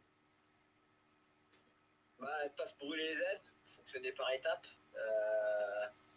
de se centrer aussi sur soi-même, parce que moi j'ai cette vision-là, parce que j'ai vu l'évolution énormément et j'ai connu le 100, on va dire, le 100 numérique. Et je le vois maintenant à travers les réseaux, à travers les applications, les Strava, les choses comme ça. C'est quand même un peu la course à l'entraînement, c'est la course un peu à celui qui en affiche le plus et qui fait le plus gros volume. Et du coup, les jeunes qui veulent percer dans le haut niveau, forcément, ils vont s'identifier à ces gens-là. Et on a des journées qui sont avec des volumes d'entraînement impressionnants, qui se blessent quasiment jamais. C'est sûr que ça fait rêver. Hein. Mais des prototypes comme ça, il n'y en a pas 50 000. Et ouais, non, mais c'est vrai, il y a des gens qui vont être plus costauds physiquement, ils vont pouvoir les encaisser. Tout le monde ne sera jamais Jornet, c'est sûr. Voilà, il y a plein d'exemples comme ça où des gens ont des gros volumes et les jeunes, je pense, ils s'identifient et voilà, ils veulent afficher aussi, ils veulent en mettre de partout et voilà. Donc je pense qu'il faut quand même se centrer sur soi-même aussi malgré tout et essayer de faire un peu abstraction de tout ce qu'on peut voir parce que voilà, parce qu'il y a aussi des choses qui sont bien imagées, qui sont bien embellies et en fait voilà, on n'a pas toujours encore une fois la face cachée du truc. Ouais. Et voilà, c'est vrai que c'est voilà, moi qui ai vu l'évolution, ouais, je reconnais que ça me fait un peu peur même pour certains jeunes, quand je vois déjà ils arrivent et au bout de 2-3 ans ça bande déjà à 150 km par semaine. Voilà, c'est déjà sur des gros volumes. Je me dis, ouais, alors moi je les ai peut-être jamais fait, je les ferai jamais de toute façon, mais je me dis, voilà, ça fait 25 ans que je fais du haut niveau, je suis encore là, quoi. Ouais. Donc c'est aussi une satisfaction de se dire, bah, peut-être que voilà, le fait d'en faire moins. Le problème, c'est que le niveau augmentant, et ben, j'ai envie de dire que malheureusement, maintenant, c'est obligé, quoi. Enfin, Ouais. je pense que tu es obligé de passer par un certain volume, mais il faut y aller dans la progressivité et il ne faut pas faire n'importe quoi. Justement, tu parlais de Strava et de l'importance que ça avait pris finalement dans nos vies de coureurs ou de passionnés. Est-ce que tu as vu passer l'histoire aujourd'hui de payer des personnes pour réaliser les kilomètres non courus? Bah, écoute, je regarde pas beaucoup la télé et voilà, mais par contre j'écoute beaucoup la radio, donc ouais, parce que ça fait quand même un peu la une justement de la radio il y a une quinzaine de jours, Ouais. 3 semaines. Alors, honnêtement, j'ai découvert ça à la radio parce que je savais même pas que ça existait. Ouais. Et c'est vrai que par curiosité, d'ailleurs en parlant avec ma femme, même la semaine dernière, je lui dis t'as entendu? Elle me dit ouais, j'ai entendu à la radio. Je dis mais c'est fou, je lui dis mais. Et puis je lui dis je vais quand même voir sur le Bon Coin, parce que j'avais entendu dire que sur le Bon Coin il y avait. Et je suis allé voir sur le Bon Coin, j'ai tapé, et en effet, ouais, il y avait 50 annonces de ce travail local. Et j'ai été scotché, et enfin, ouais, ça me. Ouais, j'ai du mal, j'ai vraiment du mal. On te retrouvera pas sur le Bon Coin, Manu. Non, je travaille jockey, non, je préfère courir pour moi dans mes montagnes. Ouais. Mais non, je suis vraiment, ouais, j'étais estomaqué. Et en fait, ce qui m'interpelle le plus, c'est qu'en fait, il y avait 50 annonces. Donc, quelque part, c'est qu'en plus, ça marche, quoi, ça fonctionne. Oui. C'est peut-être pas des cas isolés, en fait. Il y a vraiment peut-être un marché qui est en train de se mettre en place. Et alors qu'il y ait une ou deux personnes, je me dis, je sais pas, même pour cacher des choses, hein, c'est peut-être dire à ton patron ouais, qu'en effet, tu es en Espagne alors que tu es en France ou inversement. Et peut-être qu'il y a des trucs pour cacher des choses. Mais alors, par contre, si c'est juste pour avoir des kilomètres et avoir des performances sur son Strava, en fait, je comprends pas. Quoi. Non, honnêtement, ouais. Je comprends pas. Mais bon, en même temps, il y a toujours eu des tricheurs sur les courses aussi. Hein, oui. Il y a eu encore des polémiques sur la Saint-Élion ces dernières oui. années où voilà, le mec était prêt à se faire mousser. Je trouve ça dingue. Mais même par rapport à ses collègues, parce que c'est des gens qui s'entraînent quand même avec d'autres personnes. Et puis ils doivent bien voir ses collègues qu'il n'a pas le même niveau en compétition du tout. Tu dis comment tu peux passer à la trappe en fait, comment tu veux que ça se sache pas en fait. C'est complètement, enfin ouais, je sais pas, c'est irréel. Ouais, non, mais c'est vrai que des histoires comme ça, c'est assez dingue, quoi. Ouais. Mais, Donc pour cacher des choses, ouais, je vais pas te dire je vais le concevoir, mais alors vraiment, ouais, pour s'afficher, je sais pas, Ouais. J'ai pas de mots. Ah, moi aussi, quand j'ai vu ça, je me suis dit, mais c'est quand même assez dingue. Et ça veut dire quand même que l'application a pris une telle place dans nos vies que du coup, c'est aussi un baromètre. Et c'est ça qui est aussi fascinant qu'inquiétant, en fait. Ouais, mais carrément. Oui, c'est carrément. Moi, j'ai mis du temps à m'y mettre à Strava. Enfin, j'y mettais un peu mes sorties de vélo, bien avant d'y mettre mes sorties course à pied, parce que souvent, j'ai pas de compteur sur le vélo, et du coup, ça me permettait de voir un peu les sorties que je faisais. Et en course à pied, j'avais déjà ma montre et pourtant je ne les mettais pas. Et puis bon, après je l'ai mis plus parce que voilà, beaucoup de gens me le demandaient. C'était plus pour partir dans l'échange et j'ai envie de rien cacher. Parce que c'est vrai que ouais, les gens aiment bien des fois voir comment on s'entraîne. Donc voilà, donc ça fait. Je dirais qu'en course à pied, ça doit faire 3 ans que j'y mets mes entraînements, mais tu vois, c'est assez récent. Ok. Mais c'est vrai que après, ça peut être un peu addictif aussi. Mais c'est vrai que là, ouais, quand on arrive à ces dérives-là, parce que pour moi, c'est quand même vraiment de la dérive, ouais, c'est que quelque part, ça a pris une importance énorme. Ouais. Et pas que donc on va dire, pas que pour la perf de haut niveau, pour aller chercher des codes, des choses comme ça, mais juste pour s'afficher, pour dire j'ai fait ci, j'ai fait ça. C'est impressionnant, mais tu vois, ouais, j'ai été bluffé parce que j'avais entendu la radio et ouais, j'ai quand même été assez curieux la semaine dernière. Je suis allé sur le Bon Coin et j'ai tapé Strava Jockey. Donc dans mon moteur de recherche sur le Bon Coin, tu trouveras Strava Jockey. tu cherches donc quelqu'un pour faire des bottes pour toi, c'est ça? C'est ça, j'en fais pas assez, donc je vais payer quelqu'un à ma place. Et dis-moi, est-ce que tu as un moment, une anecdote plutôt improbable ou même drôle que tu voudrais nous faire partager, soit que tu as vécu en pleine course, soit un moment inattendu, une rencontre peut-être inattendue en trail? Qu'est-ce que tu pourrais nous partager? Ouais, il y en a plein. Des belles rencontres, c'est sûr que j'en ai fait beaucoup. Des gens avec qui j'ai rencontré il y a 25 ans et qui sont toujours des amis, on va dire, que je côtoie encore régulièrement. Des anciens athlètes de haut niveau, je vais citer son nom, Jean-Claude Luisan, c'était lui un peu le référent junior de course en montagne quand on était gamin, et qu'à l'heure actuelle, voilà, on est toujours en contact, on se fait encore une goutte de temps en temps, on s'appelle, des passionnés.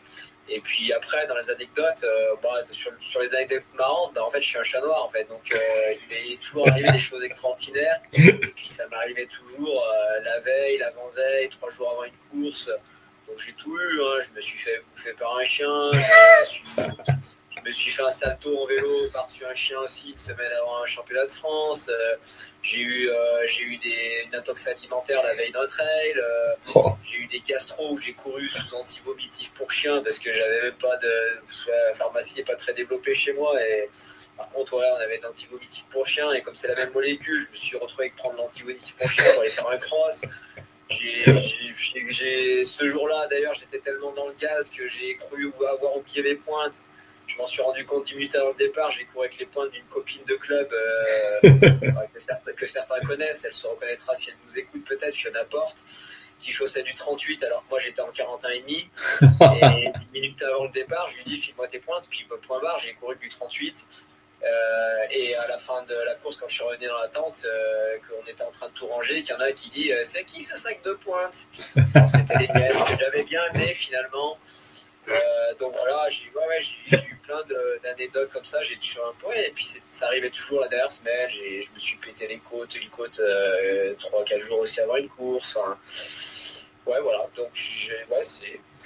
Tiens, Manu, je vais te partager une anecdote qu'on a vécue ensemble, mais pas au même moment, sur le trail du Pilat, le trail blanc.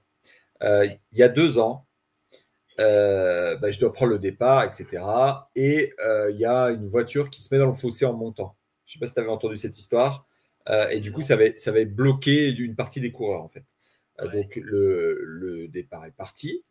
Et donc, moi, j'arrive, tout le monde était parti, forcément. Mais bon, j'étais équipé, je me dis, bah, je vais quand même y aller. Enfin, je veux dire, c'est un peu con, donc je vais quand même courir. Mais bon, je sais pas, je pars 20 minutes après tout le monde, quoi. Et en fait, en plus de ça, je me trompe de chemin et je démarre par le tremplin plutôt que de partir dans le bois et finir par le tremplin. Et donc, du coup, et à un moment, je vois trois coureurs qui passent devant. C'était toi, Corentin Play et le troisième qui se tirait la bourre. Mais vous étiez loin devant et donc vous nous doublez. Et donc, du coup, j'avais le sentiment presque d'être, tu sais, le touriste en bord de piste, tu vois. Et donc, et je t'ai reconnu, donc du coup, je t'ai salué. Donc, effectivement, quand tu parlais tout à l'heure de la bulle, je peux te confirmer que tu étais bien dans ta bulle. Enfin, tu as fait un signe comme ça parce que tu avais entendu ton nom finalement, mais vous étiez à bloc.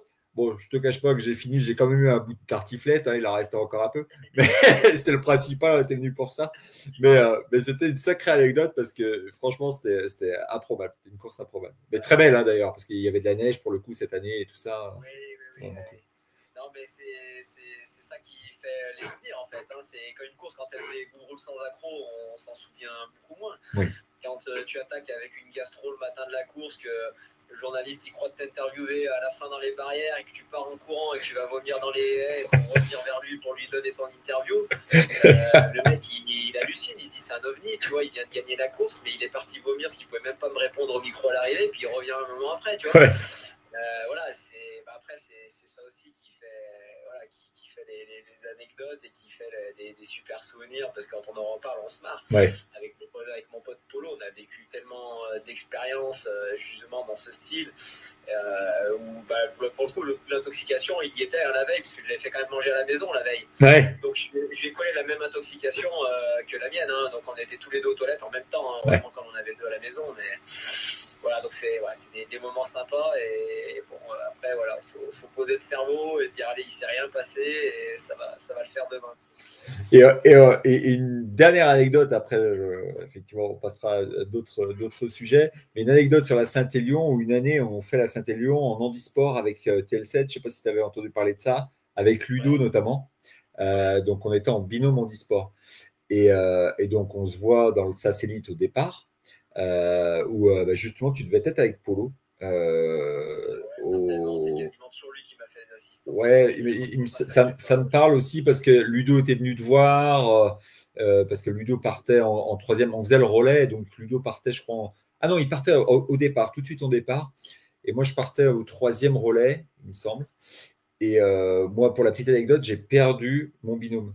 C'est-à-dire que je suis arrivé au relais et j'avais plus mon binôme. Et je pensais que mon binôme, parce que moi, je faisais des images aussi pour la télé, et donc je pensais que mon binôme était devant moi, parce que c'était plutôt un pistard, en fait. Et je me suis dit, bah, finalement, il m'a lâché, quoi.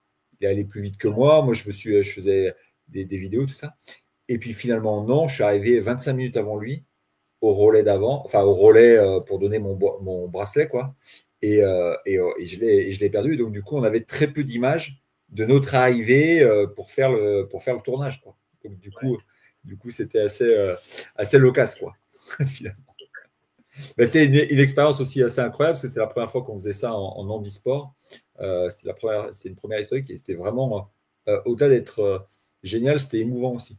Vraiment très très fort, notamment à l'arrivée, parce que nos binômes handis sont écroulés, quoi, en disant bah, on a réussi, on l'a fait. C'était assez fou, quoi. C'était vraiment une sacrée expérience. Bah, tu en veux une dernière anecdote. Ma première Saint-Élion, je l'ai fait en relais, mais c'était pas de mon plein gré, hein. C'était un collègue qui m'avait embarqué là-dedans. Et je savais pas ce que c'était que cette course, moi. Et je m'avais dit, tu fais le premier relais, c'est Saint-Étienne-Saint-Christo. Et moi, à cette époque, je faisais un petit peu de vélo et je faisais Saint-Étienne-Saint-Christo en vélo, tu vois, par la route. Et du coup, bah, je me suis pas posé la question, donc je me suis pointé au départ de la Saint-Élion sans frontal. Voilà. Donc, si tu veux, au début, je me suis pas trop rendu compte. J'avais un super pote à moi qui la faisait par équipe tout le temps pour Spod à l'époque. Ouais. Et je le vois sans frontal au départ, on discute un peu, donc je vois ça m'a pas du tout alerté.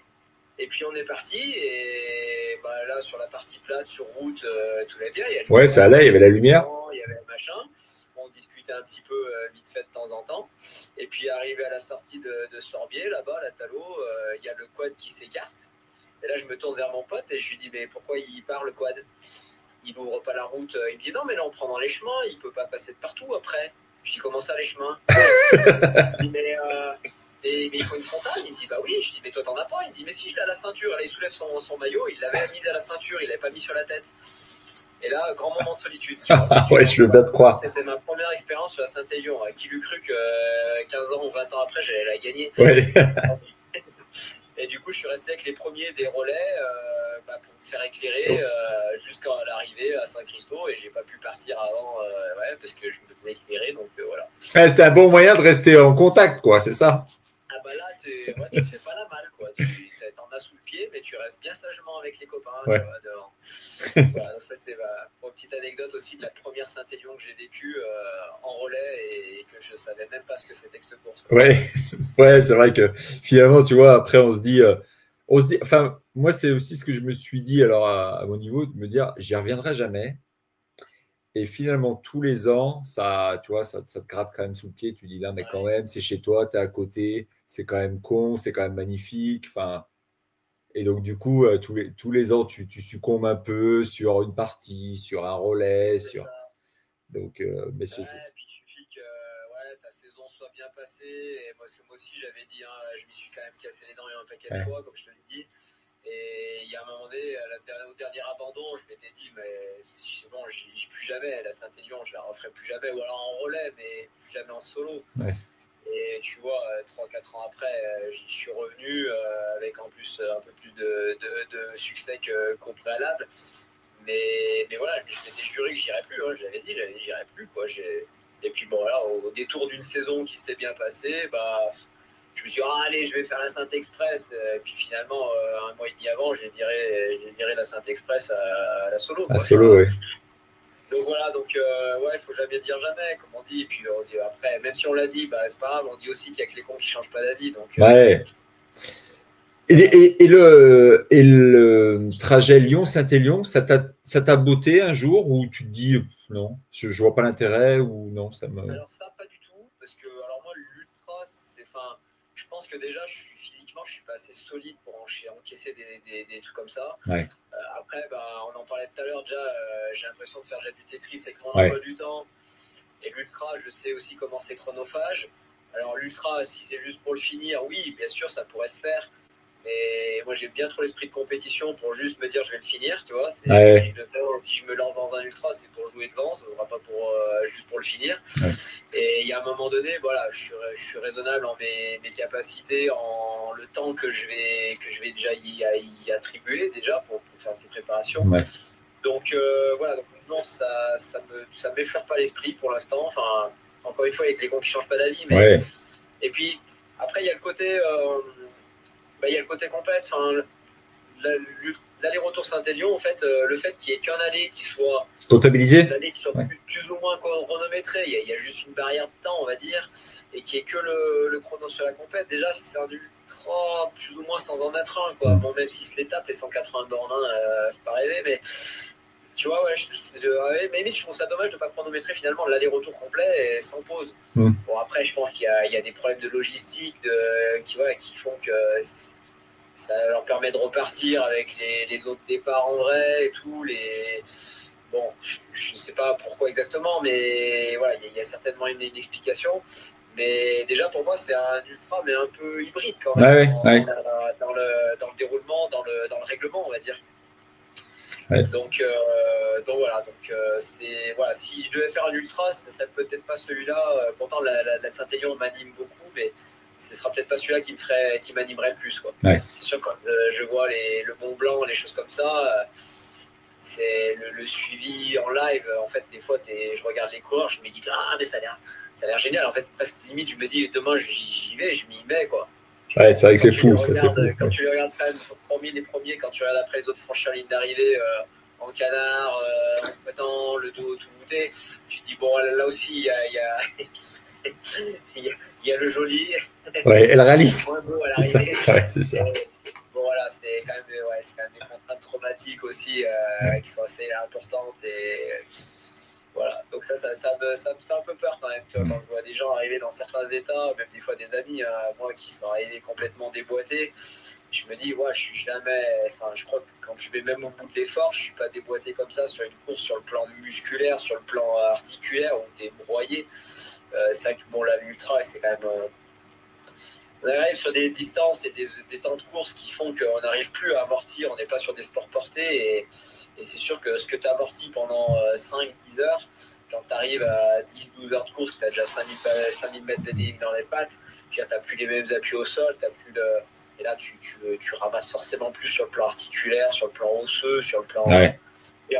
J'ai quasiment jamais vu autant de fractures de fatigue sur des bassins, des plateaux tibia, des choses comme ça, que depuis qu'il y a quand même de l'ultra. Enfin, Ouais. dire, trouver quelques fractures de fatigue sur des métatarses, des choses comme ça en course à pied, mais dans l'ultra, on a quand même des pathologies, tu vois, du bassin, des choses comme ça qu'on ne voyait pas avant. Est-ce qu'on n'a pas un peu galvaudé justement ces distances?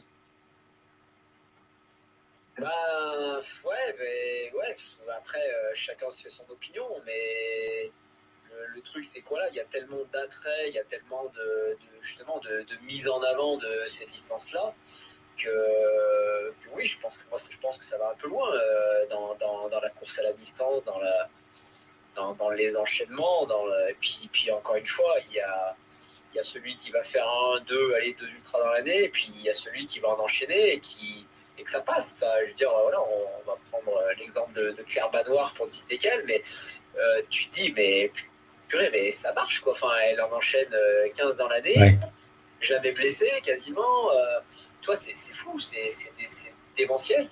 Ouais. Donc, il y a une part de banalisation en fait de ces efforts. Et puis à la fois, il y a des coureurs des fois qui se rendent même plus compte, mais qui disparaissent, quoi. Des coureurs de bon niveau, qui ont perfé, qui ont fait des podiums UTMB, puis finalement qu'on n'entend plus parler, parce qu'ils sont souvent blessés. Je pense à des Pau Capel, des Bagnoles comme ça, là, qui tournaient super fort, qui paraissaient invincibles. Bah ouais, je pense qu'il était presque invincible il y a quelques années, mais finalement, ça n'a pas duré si longtemps que ça.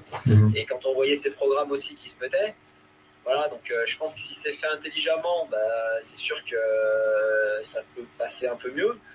Mais quand c'est parti dans les extrêmes, voilà, mais il y a tellement, encore une fois, il y a l'aspect médiatique, il y a l'aspect financier pour ces mecs-là, qui fait qu'ils savent très bien que s'ils veulent avoir de la reconnaissance, s'ils veulent justement faire un peu plus que vivre de leur sport, et ça passe par là. C'est pas en enchaînant des 20 km, en gagnant des 20 km entre elles qui vont s'assurer leur quotidien et leur train de vie, quoi. Donc c'est voilà, donc c'est bon. Ouais, chacun se fait son idée. Bien sûr. Et bon, pour moi, je trouve que c'est quand même.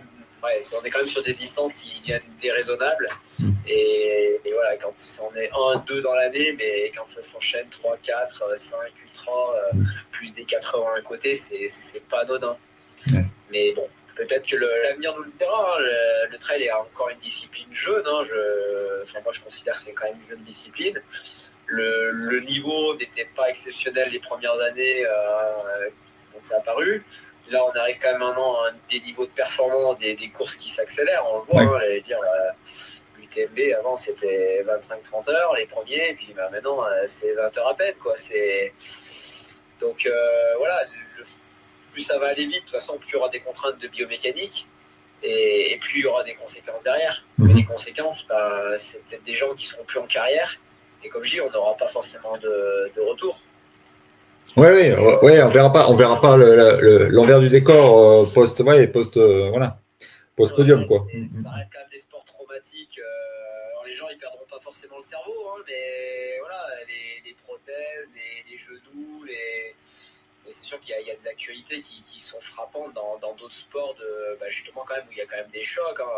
On voit des interviews de Chabal, dans un autre sport, mais qui se rappelle même plus, et qui dit qu'il se rappelle même plus de toutes ces Marseillaises, et il se rappelle même plus que c'est lui qui a joué au rugby.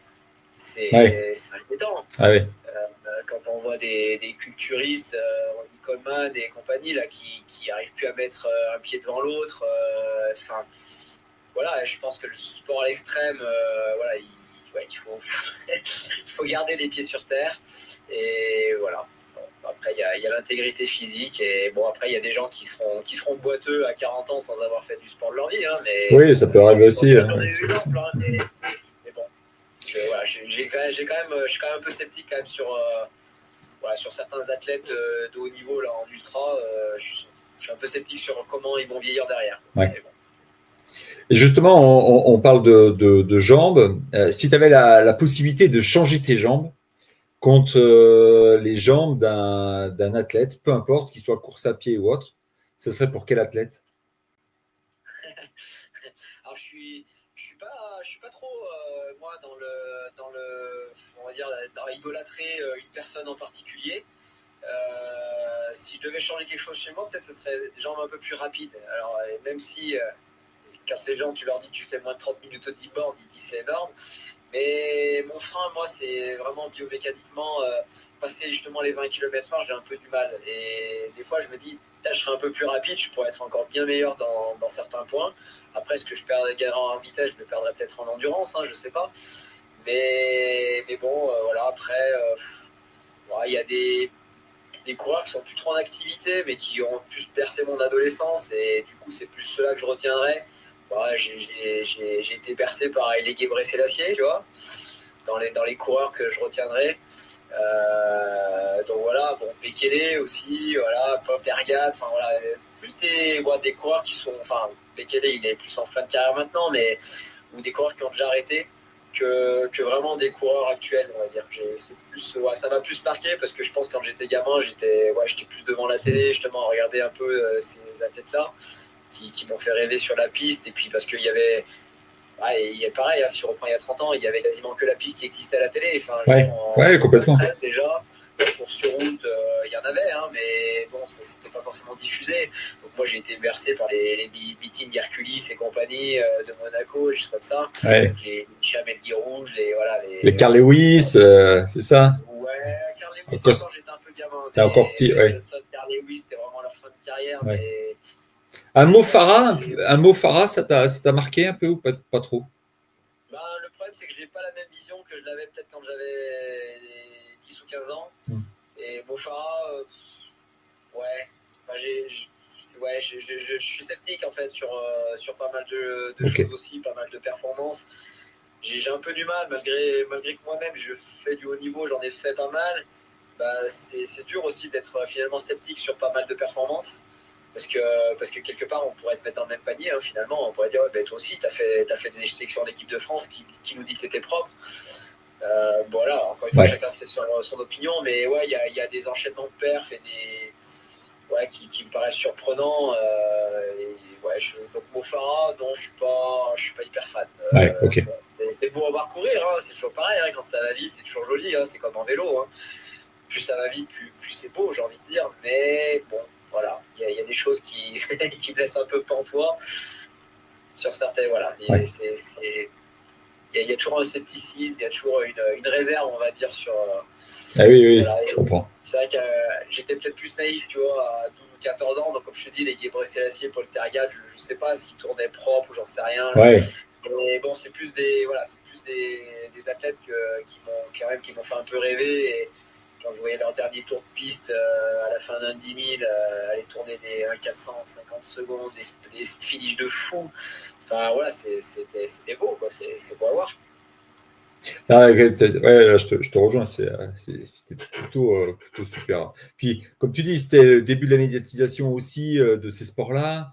On voyait beaucoup d'autres sports, des sports co notamment. Et là, c'est vrai que pendant les jeux ou sur les gros meetings, c'était les seuls vrais événements pour lesquels on avait la possibilité. Donc là, maintenant, il y a tous les sports qui sont à la télé. C'est sûr qu'il y a des beaux athlètes et des beaux exemples. Il y en a partout. Même voilà, en trade, on ne peut pas nier des mecs comme Journet. Pour moi, ça reste une légende. Enfin, il est encore en vie, heureusement. Hein, on va lui mettre le grade de légende tout de suite parce qu'il est encore en activité. Mais c'est sûr que c'est des phénomènes. Quoi. Il y a des mecs qui sortent du lot. Même dans les meilleurs Français, les François Den, voilà, où on a l'impression qu'ils partent avec peut-être un peu moins de prédisposition que des mecs comme Kylian, mais qui sont arrivés à faire des carrières de ouf et finalement à rivaliser aussi avec des mecs qui paraissent intouchables. Mais bon, le Kylian, ce qui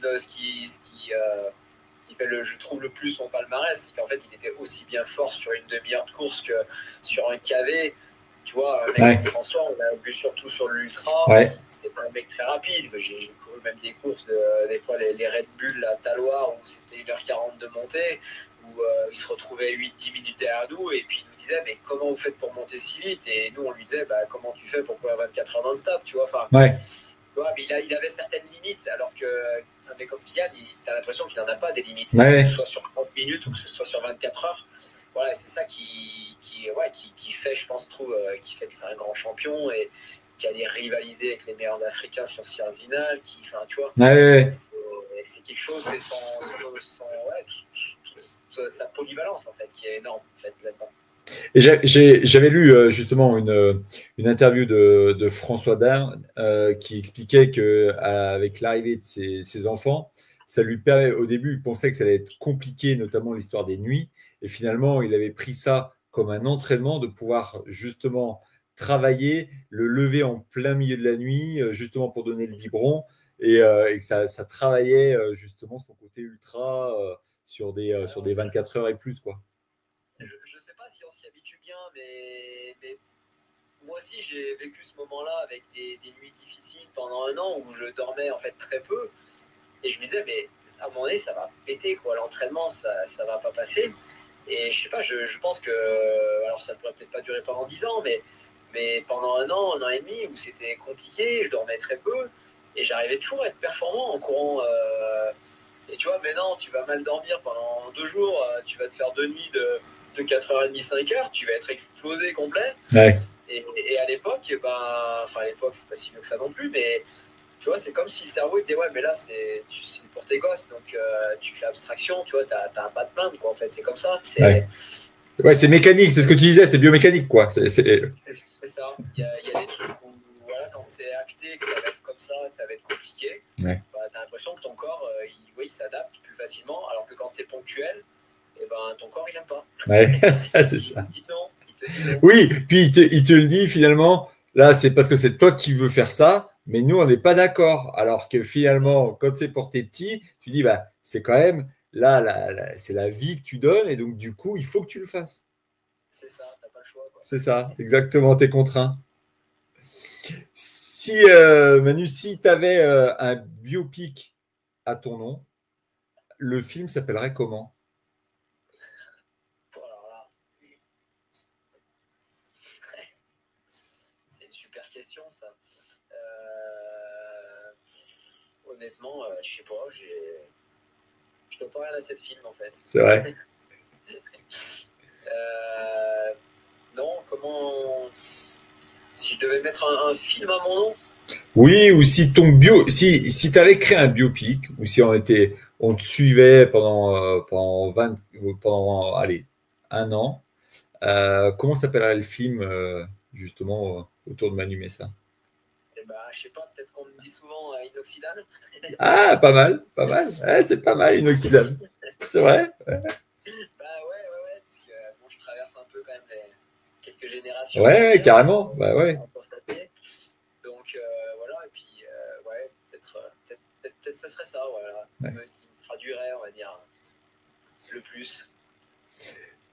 On a une tradition, effectivement, dans chaque live qu'on fait avec les personnalités du trail et du monde de la course à pied, c'est de donner justement un titre. Ce titre de musique, c'est ton titre préféré. On le mettra dans une playlist qui sera sur Deezer, qui sera écoutable par l'ensemble des auditeurs et même de la communauté.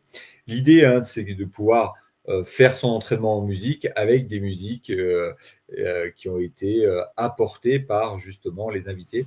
Si tu avais un titre qui te ressemblerait le plus, ce serait lequel?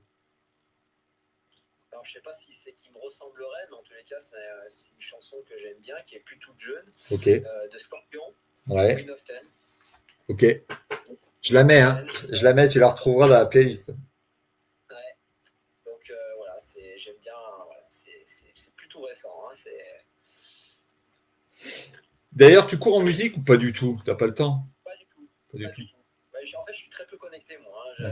Je pense que bon, tu as pu t'apercevoir. Après, ces gens qui me suivent sur les réseaux, bon, ils n'ont pas grand-chose à se mettre sous la dent, hormis des commentaires de course, des après-courses. Il y a des podiums. Et voilà, j'aime bien raconter un peu mes courses. J'aime bien faire partager mon ressenti de l'intérieur, on va dire, et pas forcément que du résultat final.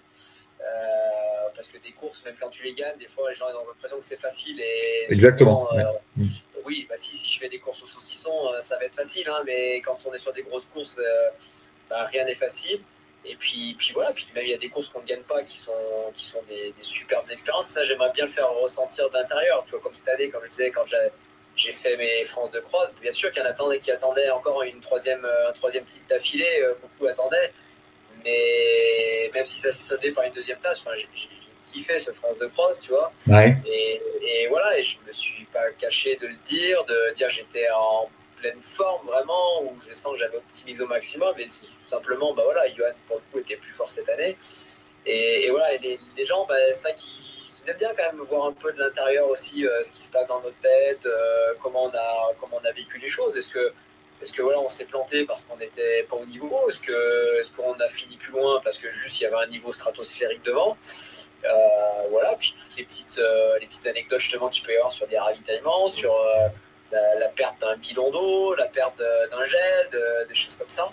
Donc voilà, j'aime bien faire partager ça, mais je suis pas hyper connecté. Et c'est vrai quand je cours, non, zéro écouteur, zéro musique.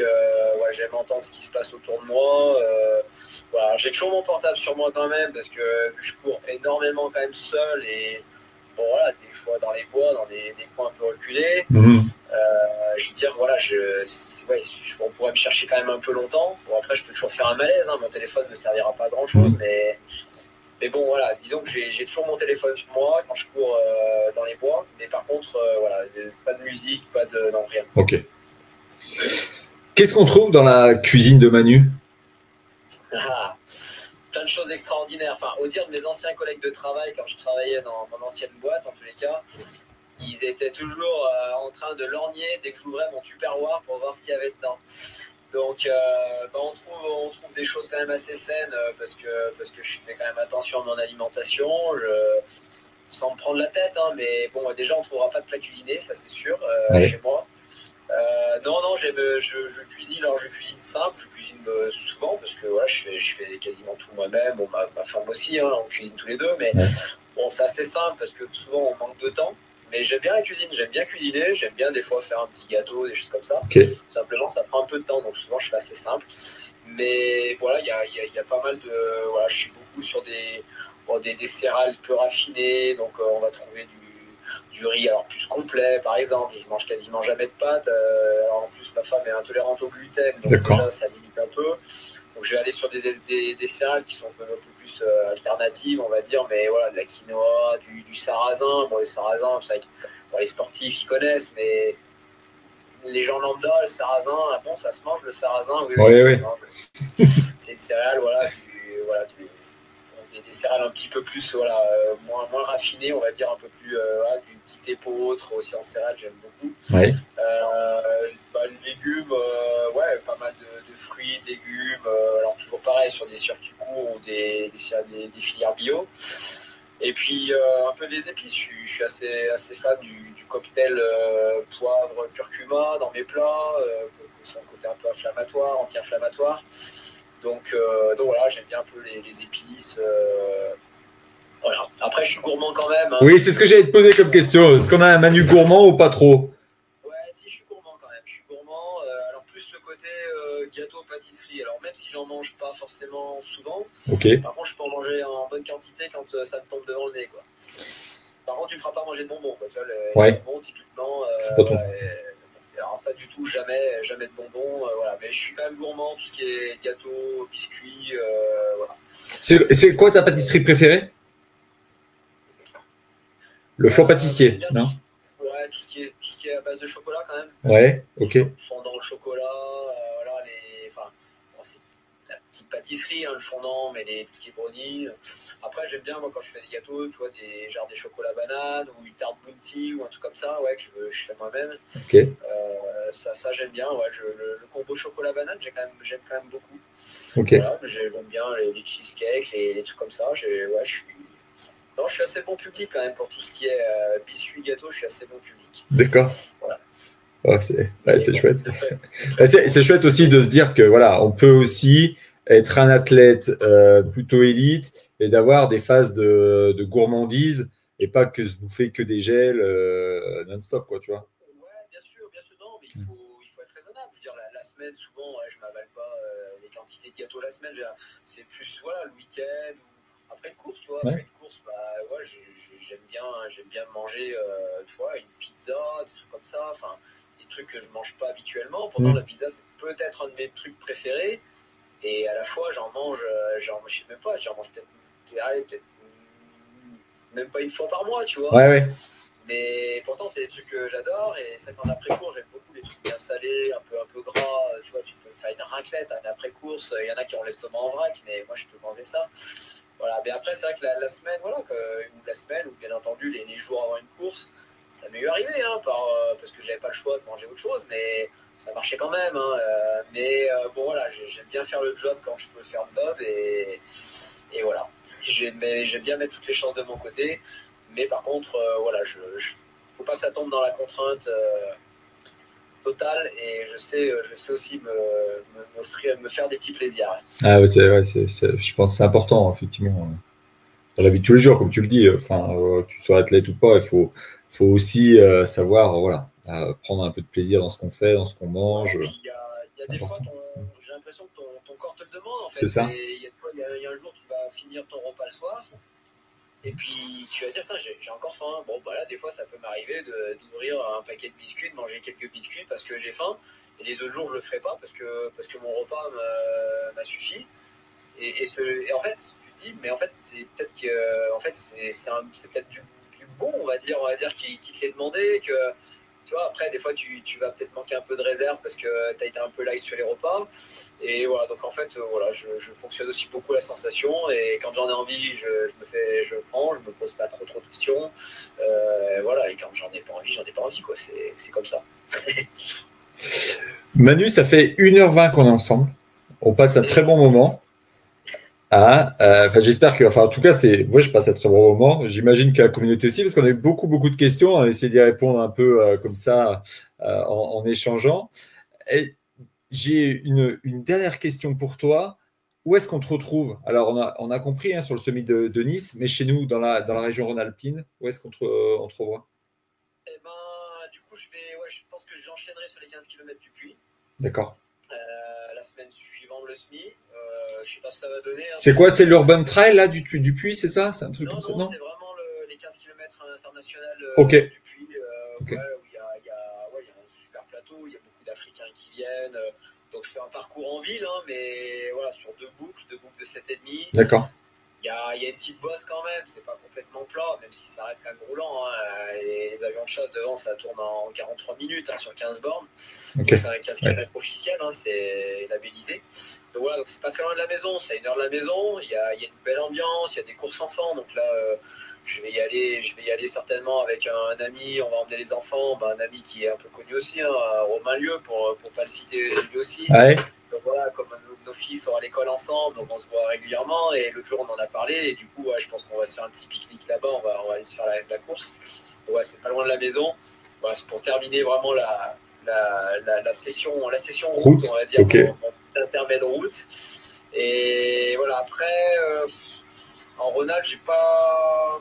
Si, je pense que je vais quand même aller prendre un dossard là, au marathon de la bière, parce que c'est quand même des potes qui organisent, Guillaume Bailly, Nico, ouais.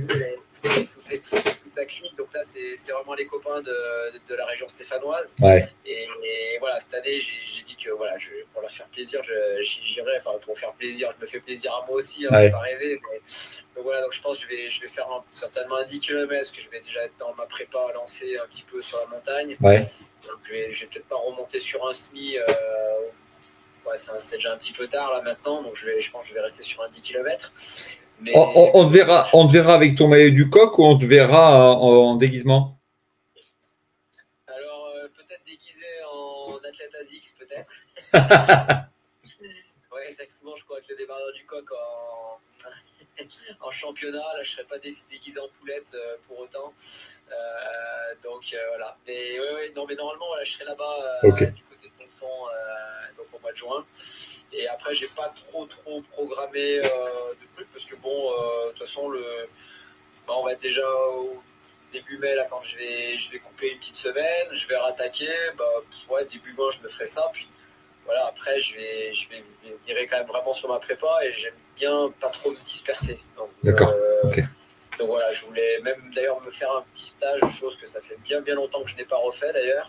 Je voulais me faire un petit stage en altitude, justement sur la plaine, là, puisque j'ai un petit pied à terre. D'accord. Je pense 15 jours avant la sélection. Je pense que je vais monter là. Je dois venir sur Val d'Isère pour les championnats de France de trail là, pour filer un petit coup de main à ASICS. D'accord. Et je vais en profiter, je pense, pour passer une semaine dans le coin et voilà, et m'entraîner un peu, faire un peu de la bosse, parce que c'est vrai que j'ai un peu délaissé ça quand même depuis 1 an et demi, 2 ans. Donc je vais m'y remettre sérieusement. Est-ce qu'on a des chances de te voir à la City Run au mois de décembre ou pas particulièrement? À Saint-Étienne? Ouais. Moi je suis assez chauvin, donc quand je peux, je peux. Après, ça dépend tout si mon envie ou la possibilité, en tous les cas, parce que l'envie elle est quasiment toujours, mais si la possibilité de refaire une Saint-Élion, voilà, si ça se fait ou pas. Voilà, j'en sais rien. Pour l'instant, c'est encore tôt, mais c'est sûr que quand je fais pas la Saint-Élion, souvent, je cours quand même pas mal les courses du coin, que ce soit les rondes de cross, que ce soit voilà, la city run que j'aime bien. J'aime bien ces ambiances corrida, j'aime bien les courses de nuit en nocturne comme ça. Ouais, c'est toujours des formats un peu nerveux et c'est vrai qu'avant d'attaquer la séance de cross, ça s'y prête assez bien. Et puis c'est toujours pareil, c'est Ludo Gidrol qui organise le truc, donc c'est toujours des potes, donc rien que pour leur faire plaisir, tu as envie de venir. Et puis comme je dis, tu fais plaisir aux potes, mais tu te fais plaisir à toi aussi parce que tu retrouves tous les copains sur la ligne de départ. Donc ouais, c'est des courses que je fais régulièrement, là encore plus maintenant que je suis sur Saint-Étienne. Avant, j'allais un peu plus sur l'Urban Trail de Lyon, des choses comme ça que j'ai fait pendant pas mal d'années. Et puis voilà, maintenant je fais un peu plus les courses locales sur Saint-Étienne quand c'est possible. Ouais. Allez, avant de te laisser, Manu, j'ai un dernier défi à te proposer. Donc, tu m'as parlé de Strava, tu m'as dit que tu t'étais mis activement maintenant depuis 3 ans et donc du coup, on peut te suivre. Et ben, moi, je te propose de faire une séance. Alors, mais je sais que bon, tu cours en ASICS, hein, forcément. Je te propose de troquer tes ASICS contre des Crocs. Et je te propose de faire une petite séance d'entraînement, de récup, comme tu veux. Et tu nous postes ça sur Strava à l'occasion. Purée, mais j'ai même pas de Crocs, moi. Prends des tongs. Alors là, il y a mon ostéopathe qui va m'assassiner si je prends des Crocs. C'est interdit, ça, c'est secret défense, les Crocs, pour mon ostéopathe. Bon, on peut compter sur toi? Écoute, j'essaierai de faire quelque chose. Bon, allez, super Manu. Bon, en tout cas, écoute, on aura passé un très bon moment. J'espère que ça a été partagé. Moi, j'ai vraiment apprécié le personnage. On se côtoyait, comme je le disais au départ, hein, de façon un peu différente. Je pense que là, on a découvert un Manu Messa hyper sympa, une très très bonne humeur et un très grand athlète qui cherche toujours à se challenger. Et ça, c'est vraiment magnifique. Merci à toi d'être venu. Franchement, merci beaucoup. Écoute, je te souhaite que ta cheville tienne et que tu puisses avoir une très bonne saison et puis surtout que tu puisses profiter et que tu nous ramènes un peu des podiums. Ça nous fera plaisir à Saint-Étienne. Eh ben, on va essayer. Allez, merci. Bon. Merci bien. Merci Manu. Je mets tout ça en ligne. Donc, je mets le réel. Il sera en replay. Tu pourras l'avoir directement sur ton feed aussi. Et donc, du coup, ça pourra être revu effectivement par tes communautaires directs. Ok, allez, super. Bon, merci, bonne soirée et bonne prépa. Merci, salut. À bientôt, ciao. Ciao, ciao.